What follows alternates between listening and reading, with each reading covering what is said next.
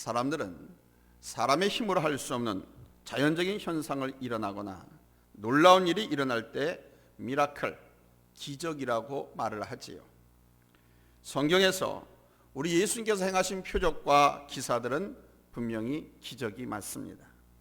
안진뱅이가 일어나고, 장님이 눈을 뜨고, 귀머거리가 듣고, 벙어리의 혀가 풀어져서 찬미하고 노래하고, 귀신이 떠나가고, 죽은 자가 벌떡 일어나고, 바람과 바다가 잔잔해지고, 불이 떴다 섞여야 물고기 2마리로 5,000명을 먹이신 것은 사람의 힘으로는 할 수 없는 기적 같은 일들입니다. 이것이 신기해서 사람들은 이적이다, 기적이다, 표적이다 이렇게 말을 하고, 이 기적을 보기 위해서 예수님을 따랐습니다. 그리고 그 기적을 또 보여주시기를 원하고 원했습니다. 그러나 여러분, 이보다 더 큰 기적은 한 사람의 변화에 있습니다. 예수를 만나서 이 내면 세계가 변화되어 가서 가치관과 세계관이 모조리 다 변화되고 다른 차원의 삶을 사는 것이 더 큰 기적입니다.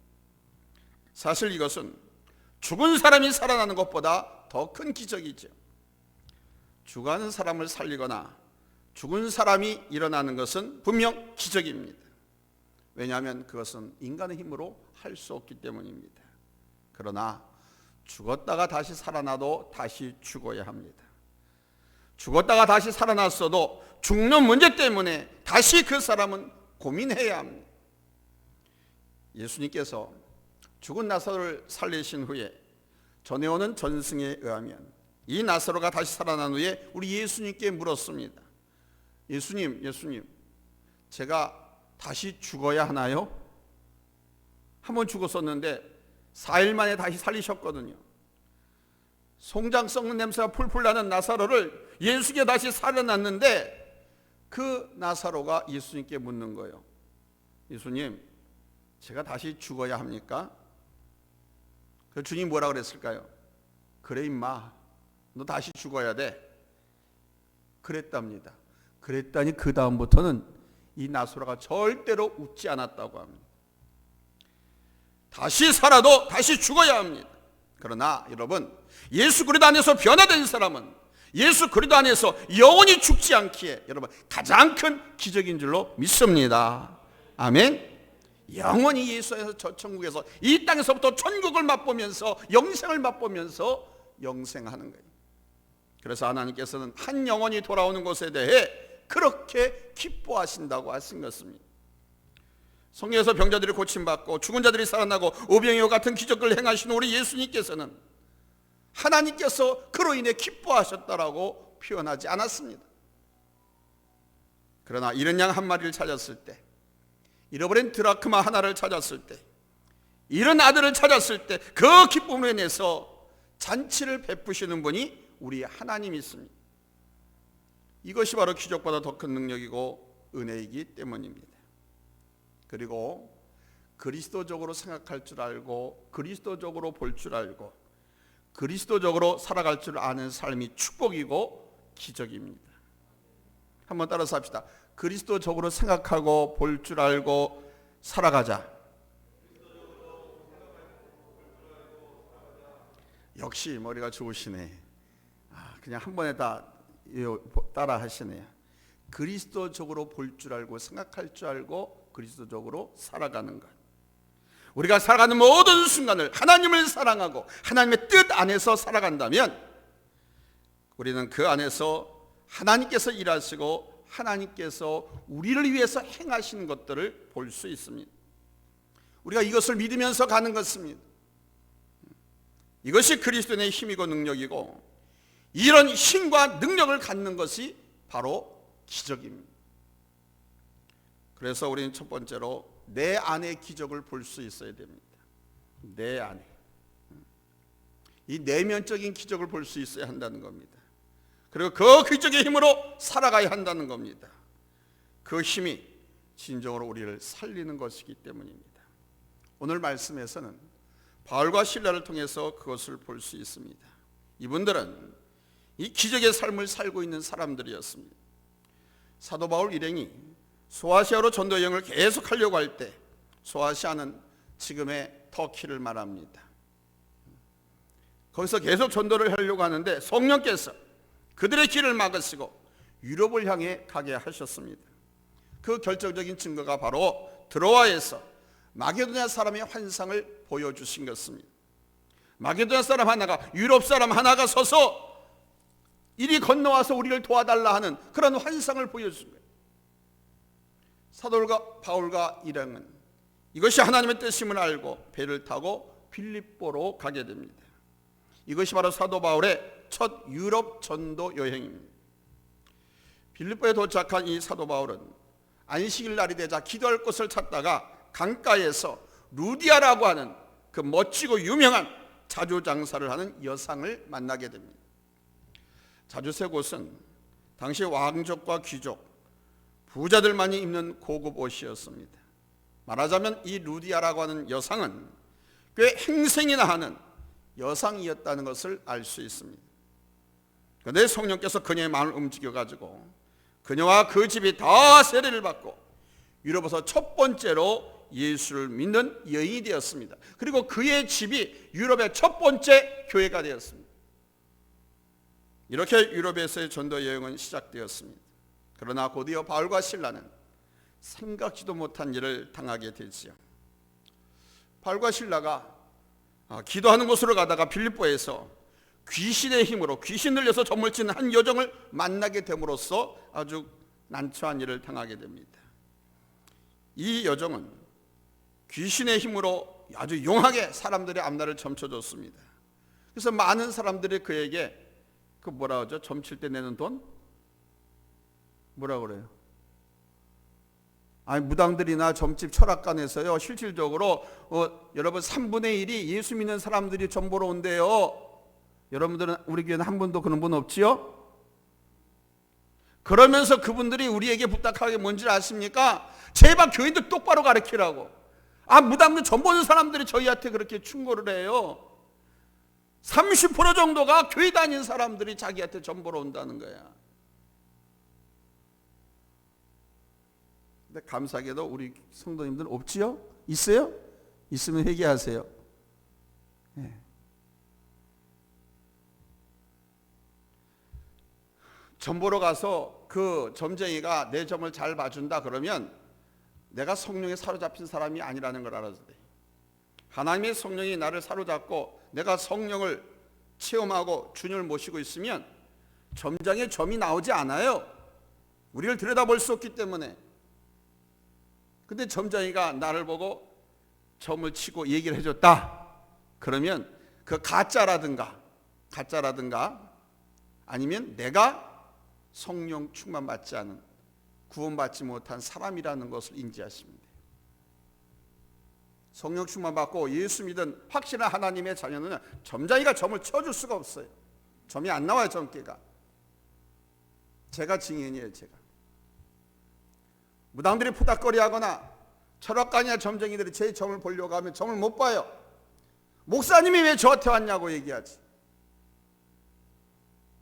신이 내리지 않아서 굿도 못해요. 무릎쓰고 하려고 하다가 칼에 발이 비어지고 몸이 잘라지고 죽어요. 하나님의 사람들은 철학관이나 무당이나 점쟁이를 찾아다니는 게 아닙니다. 바로 사도 바울 일행이 이 귀신의 힘을 빌려서 점치는 이 여종에게서 귀신을 내쫓아줬습니다.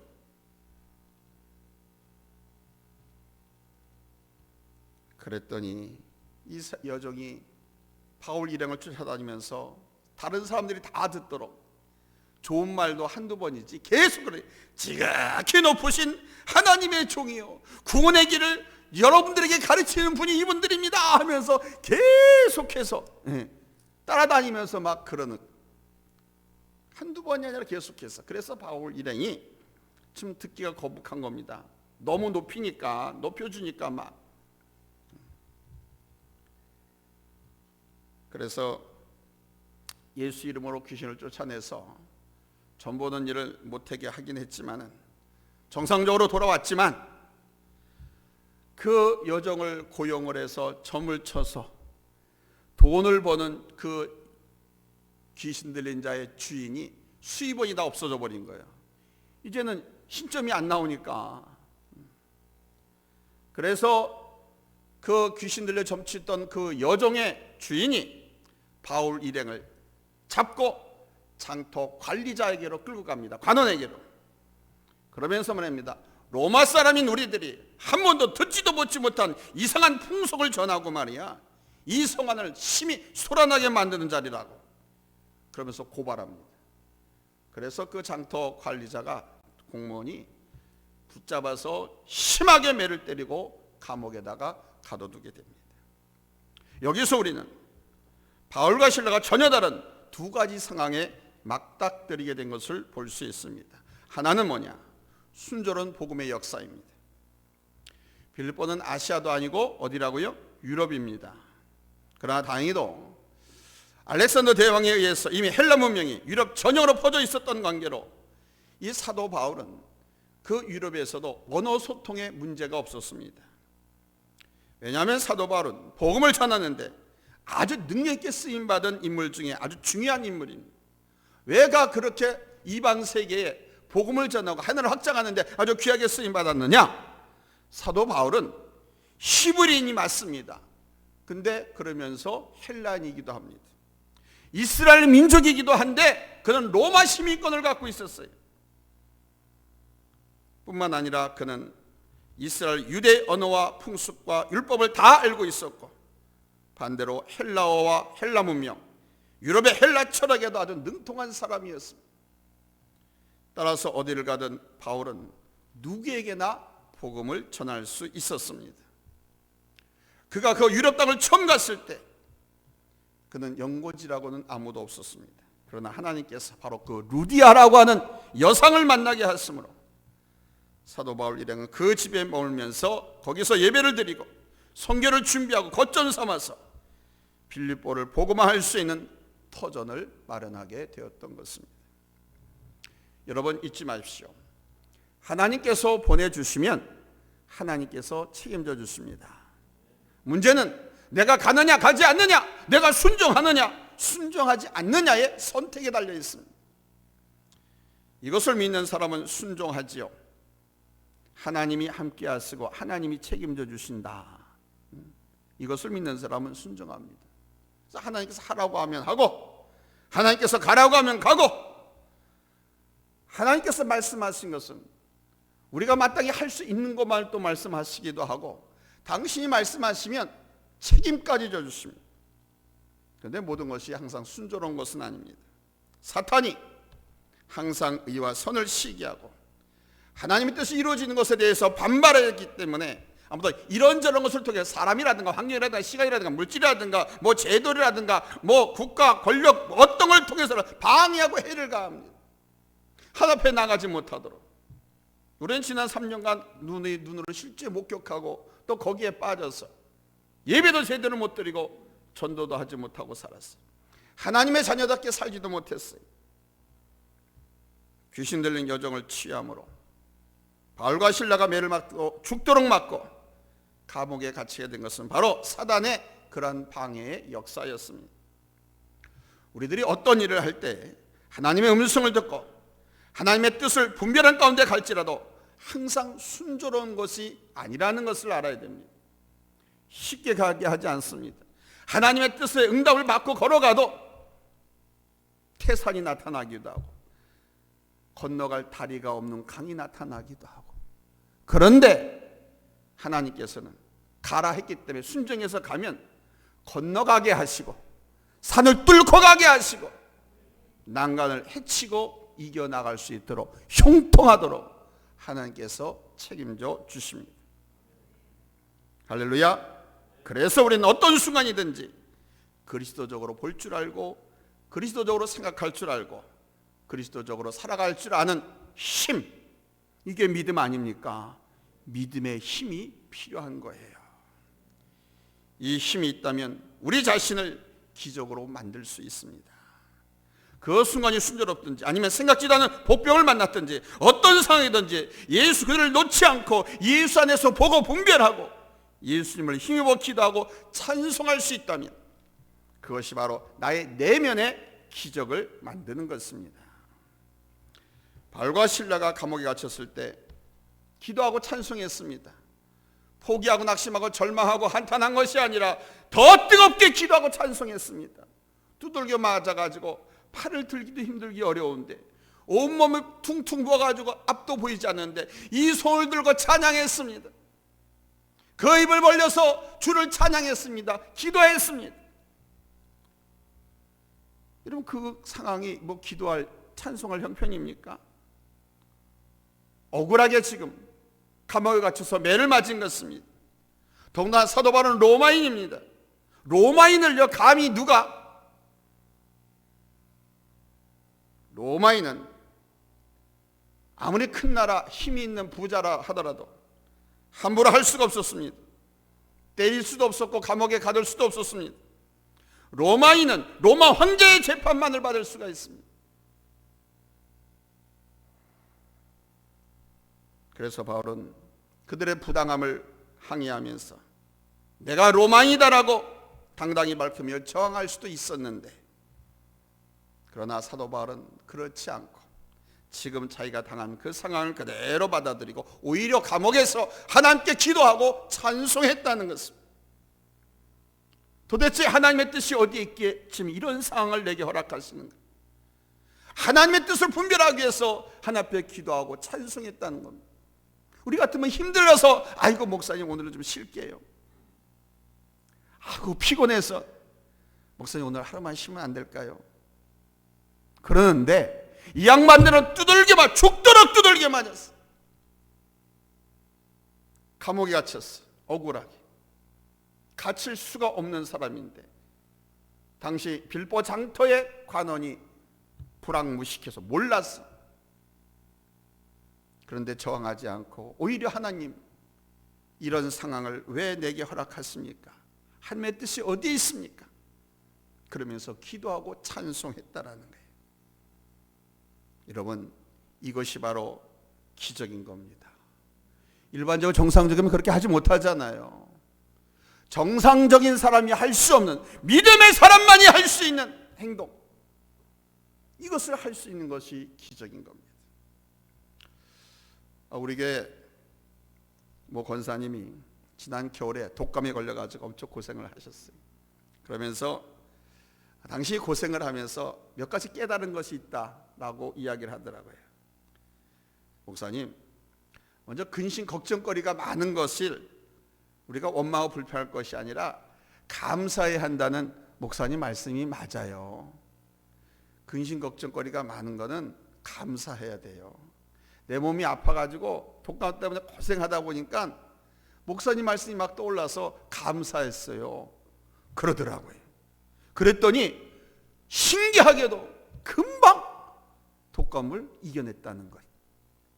근데 그거 생각하기 전까지는 너무 힘들어가지고 아이고 나 죽네 이렇게 죽나 보다 그랬다는 거예요. 그런데 어느 날 하나님의 성령께서 예배 시간에 제가 말씀드렸던 이 말씀이 떠오르다는 거예요.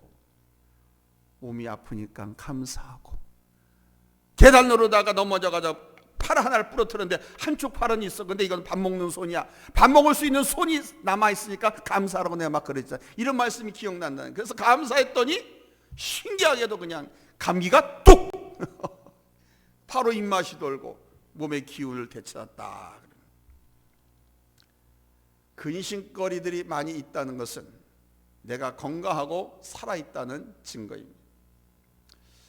한 스승에게 한 어리석은 제자가 있었는데 자기 깐에는 다 배웠다 이렇게 생각을 하고 이제 우리 선생님한테는 더 배울 것이 없다, 더 큰데 더 훌륭한 걸 찾아가야 되겠다 라고 여기고 이제 하산을 하려고 했습니다. 그때 이 제자가 스승에게, 스승님 저 이제 하산하겠습니다. 놓아주세요. 목사님 저 이제 다른 교회 가겠습니다. 허락해 주세요. 똑같습니다. 세상으로 가는 제게 축복의 말씀 한마디만 해주세요, 기도해 주세요 하는 똑같은. 이 스승이 곰곰이 생각하다가 이렇게 말했습니다. 그래, 세상에 가거든 항상 근심 걱정이 떠나지 않도록 하게 그랬습니다. 아니 선생님, 축복의 말씀을 하나 부탁드렸는데 근심 걱정을 떠나지 않게 하라니요? 스승이 자기가 미워서 오히려 저주하는 것처럼 느껴져서 바로 반갑했어요.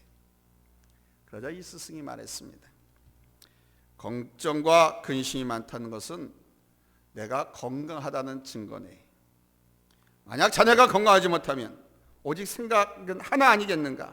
어떻게 하면 내가 건강할 수 있을까? 이 생각밖에 하지 못할 것이 아닌가?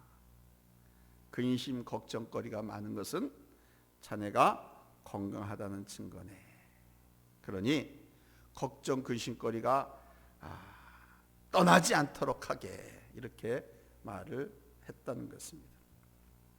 일리가 있는 말이죠. 일리는 있지만 진리는 아닙니다. 그 말에도 일리는 있지만 정답은 아니라는 겁니다. 쓸데없는 걱정과 쓸데없는 염려는 비생산적인 것이죠. 걱정하고 염려한다고 내 키를 한자나 키울 수 있습니까? 키가 너무 커서 걱정인 사람 키를 줄일 수가 있습니까? 문제가 해결됩니까? 아닙니다. 그러나 생산적인 일로 인해서 걱정하고 근심하면, 그것 때문에 우리 안에 걱정 근심거리가 많이 있다고 하면 그거는 내가 건강하다는 증거입니다. 내 몸이 아파서 죽을 것 같아 보세요. 아고 내 살 길만 생각하지 딴 거 걱정 안 해요. 그래서 근심 걱정거리가 많은 사람들은 성경이 말씀한 것처럼 항상 기뻐하라, 범사에 감사하라라는 겁니다. 이 범사는 근심 걱정거리가 많아도 감사하라, 감사할 거리가 많아도 좋은 일이 많아도 감사하라. 범사라고 하는 것은 모든 일에, 기쁜 일, 좋은 일, 나쁜 일, 좋은 일 가리지 않고 모든 일에 다 감사하라는 거예요. 아멘. 근심 걱정 염려거리 때문에 감사하면 바로 걱정 근심 염려거리가 싹 변하는데 뭘로 변하느냐? 감사거리로 변한다 이거예요. 그래서 범사에 감사하라고 말씀하십니다. 그리고 두 번째로 깨달은 것이, 일이 잘 되고 순조롭고 풀릴 때 뭐 기쁨과 감사하는 것, 뭐 찬송하는 것 당연한 것이지만, 하고자 하는 일이 예상과 달리 그렇게 진척되지 못하고 몸이 아프니까 모든 것이 힘이 들더랍니다. 그런데 그 힘든 가운데 기도가 찬송할 수 있다고 하는 것이 진정 살아있는 믿음이라는 사실과, 또 그 가운데서 내가 기도할 수 있고 찬송할 수 있는 것이 진정한 기적이라는 것을 알았다는 것입니다. 한번 따라서 합시다. 기도하고 찬송할 수 있는 것이 기적이다. 어떤 때? 도저히 기도할 수도 없고 찬송할 수 없는 상황인데도 기도하고 찬송할 수 있다면 내가 기적의 주인공인 거예요. 왜? 기도가 찬송하면 상황이 바뀌어지니까, 하나님께서 바꿔주신다고 약속했으니까. 아멘. 그러니까 하나님께서 바꿔주신다고 약속했다면 그 말씀을 믿고 기도하라는 거예요. 그 말씀을 믿고 찬송하라는 거예요. 아멘. 할렐루야. 기운이 없어, 힘이 없어, 찬송하고 기도 못해. 그러니까 성령의 능력으로 기도하는 거예요. 성령님의 힘으로. 내가 마땅히 빌 바를 알지 못하지만 내 안에 계신 성령께서 탄식함으로 기도하게 합니다. 아파서 힘없어서 병들어서 기도하지 못한다, 찬송하지 못한다, 예배하지 못한다, 그게 그래서 믿음이 없는 거예요. 그게 그래서 가짜라는 거예요. 아프니까 기도해야지, 힘이 없으니까 기도해야지, 망했으니까 기도해야지. 할렐루야. 아프고 힘들고 망했으니까, 병들었으니까 기도하고 찬송하고 예배해야지. 할렐루야. 어떤 상황에서든지 기도할 수 있고 찬송할 수 있는 것, 어떤 상황 속에서도 하나님께 예배를 드릴 수 있다고 하는 것은 기적인 거예요. 그 아무나 못하잖아요. 그 하는 사람들은 기적의 주인공들. 바로 이런 내면의 기적을 우리가 가져야 합니다. 이것이 우리로 진정으로 하나님의 일을 체험하게 하고 하나님의 사람으로 살아가게 하는 능력이 되는 것입니다. 이 내면의 기적을 소유하시기 바랍니다. 아멘. 이 내면의 기적이 뭐라고요? 어떤 상황 속에서도 기도하고 찬송하고, 즉 예배 드리는 거예요. 할렐루야, 할렐루야. 두 번째는 그래서 이 내면의 기적이 하나님의 기적을 불러온다는 사실을 믿으시기 바랍니다. 따라서 합시다. 내면의 기적이 하나님의 기적을 가져온다. 자, 보십시오. 오늘 본문에 바울과 실라가 억울하게 감옥에 갇혔어요.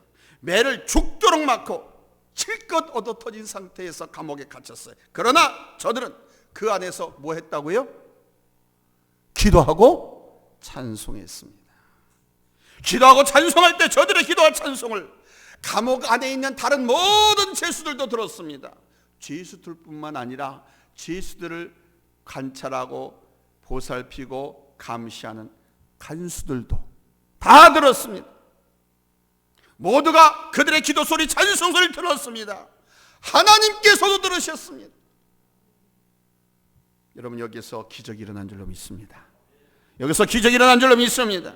어떤 기적입니까? 그 감옥토가 막 흔들리는 거예요. 진이 난 것처럼. 그러니 감옥문이 털커덕 하고 열리고 모든 사람의 손과 바람이 했던 착고 사슬들이 다 풀렸습니다. 사람들의 눈에 드러나는 기적이 일어났습니다. 그렇습니다, 여러분. 내면의 기적이 살아있을 때 하나님은 일하시는 거예요. 내면의 기적이 뭐라고요? 기도하고 찬송하고 예배하는 겁니다. 할렐루야, 할렐루야. 우리에게서 정말 중요한 것이 이것입니다. 여러분, 잊지 마십시오.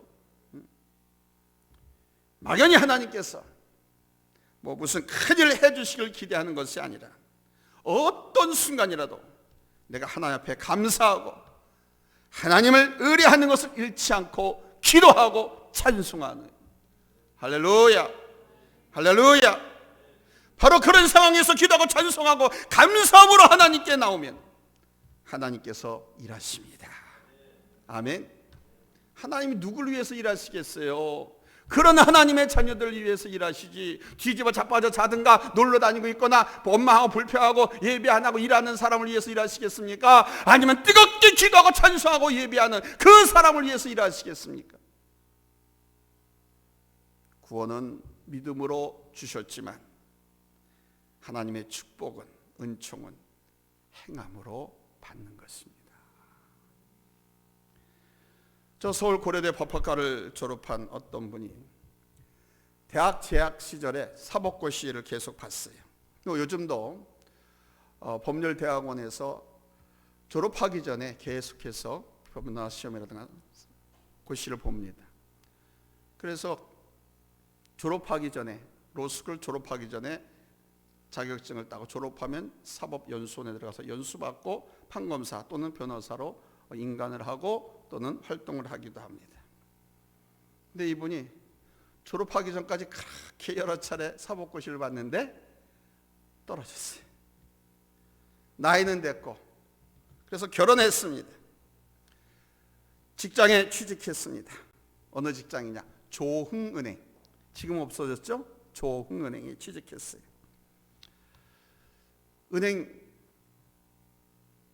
우리 시절의 은행은 선망의 직장이었습니다.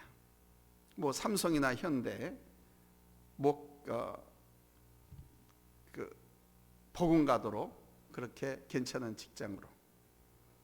그런데 이분이 그렇게 좋은 직장에 취직했으면서도 사법고시에 대한 미련을 버리지 못해서 사직을 하고 도서관에 가서 공부를 하면서 사법고시에 또 도전했습니다. 그런데 1차 시험에서만 3번 연속 낙방을 했습니다. 1차 시험에서 3번 연속 낙방했다는 것은 3번 시험을 다 봤는데 1차 시험에서 다 떨어졌다는 것이죠. 1차 시험이 있고 2차 시험이 있고 3차까지 있습니다. 그래서 엄청 낙심을 했습니다. 그래서 이제 마지막으로 한번 보고 여기서 안 되면 이제 포기. 그리고 이제 돈이나 벌겠다. 은행이든 어디 좋은 직장 들어가서 돈이나 벌자. 이렇게 생각을 하고 공부에 진력해서 마지막으로 또 응시를 했어요. 그런데 또 보기 좋게 어떻게 됐다? 슬라이딩 했어요. 너무 부끄러운 거예요. 아내한테도 그렇고, 그리고 어린 자식한테도 그렇고, 집안 모든 사람들은, 친구들에게도 너무 부끄러워서. 그것도 하나님이 그렇게 원망스러웠답니다. 하나님이 왜 원망스러웠겠어요? 교회를 다니던 사람이었기 때문에. 하나님이 원망스러워. 안 그러면 부처가 원망스러웠겠죠. 그래서 길을 막 방황하는데 옆에 4층짜리 빌딩이 있는데 그 빌딩 창가로 내가 약할 때 강함 주고 가난할 때 우리를 부욕해 하신 나의 주 감사 이 찬양이 나오죠.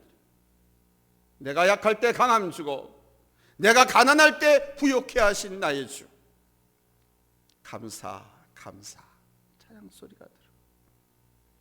그 순간에 이 사람이 생각했답니다. 내가 과연 이런데 하나님께 감사할 수 있을까? 그러나 그는 가던 길을 멈추고 그 찬양이 들리는 그 교회 계단으로 올라가다가 무릎을 꿇었습니다. 교회도 아니고 교회에 올라가는 계단에서 무릎을 꿇었는데, 하나님, 지금 제가 또다시 곳에 낙방하고 절망하고 있지만 나를 구원해 주시고 자녀 삼아 주신 하나님께 감사를 드립니다. 그리고 내 주변에 내가 사랑하고 내가 사랑할 수 있는 사람들을 주심을 감사드립니다 하면서 계단에서 울면서 막 기도했답니다. 근데 그로부터 4개월 후 아주 꿈같은 일이 일어났습니다. 대법원에 제40회 사법시험 불합격 취소 처분 취소. 무슨 말인지 아시죠? 사법시험 불합격 처분 취소 처분. 이 불합격자에 이 양반이 들어가 있었는데 그것이 취소하는 판결인 거예요. 대법원에서. 다시 말하면 뭐예요? 사법시험에 합격됐다는 거죠. 놀라지도 않네. 자, 이러면 박수도 좀 치고 그러는 거예요. 왜 남의 일이라서 기분 나빠요? 내 친구 얘기예요.